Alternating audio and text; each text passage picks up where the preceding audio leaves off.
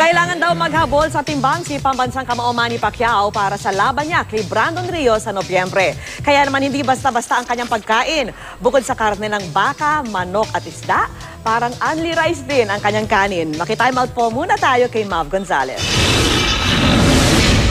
People's Champ Manny Pacquiao, talagang importante raw ang pagkain. Kain ng kain. Ano bang hilig Tagdalawang bandihadong kanin.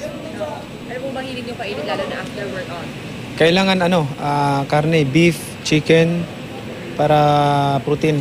Pagkatapos ng roadwork sa umaga, 8 klase ng vitamins at supplements ang iniinom niya. Umiinom din siya ng protein drink 1 beses sa isang araw. Ang mga staples sa diet ni Pacman, karne ng baka, manok at isda. Hindi pwedeng basta-bastang karne lang. Ang conditioning coach niya mismo ang namimili ng ingredients at nagluluto ng kanyang pagkain. Paborito raw ni Pacman ang steak at native chicken. Yung paglalabanan, mga 147. So, ilang fight na si Manny, underweight palagi.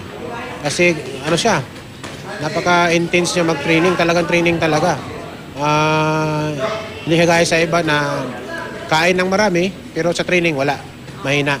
Pero kumain siya ng marami, pero yung training niya, grabe naman yung training. Bukod sa regular na ehersisyo, nag-isometrics din si Pacman para pampatibay ng katawan at plyometrics para sa power. Para yun sa develop ng legs niya, sa tuhod niya, lalo na yun sa shoulder niya.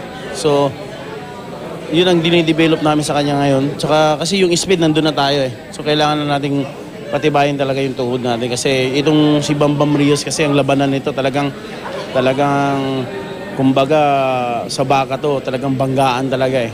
Hindi na nagbubuhat ng weights ang 8th Division World Champion. Mawawala raw kasi ang bilis niya kapag masyado siyang lumaki at bumigat. Tuloy-tuloy pa rin ang ensayo ng pambansang kamao kasama si Coach Freddie Roach. May mga bahagi ng training na ipinagbawal na ang pagkuha ng video at litrato. Dito na raw sila mananatili sa Jensan hanggang sa laban nila ni Brandon Rio sa Nobyembre, kung saan papatunayan daw ng pambansang kamao na he will rise again. Mula sa General Santos City, Mav Gonzalez, nakatutok, 24 oras.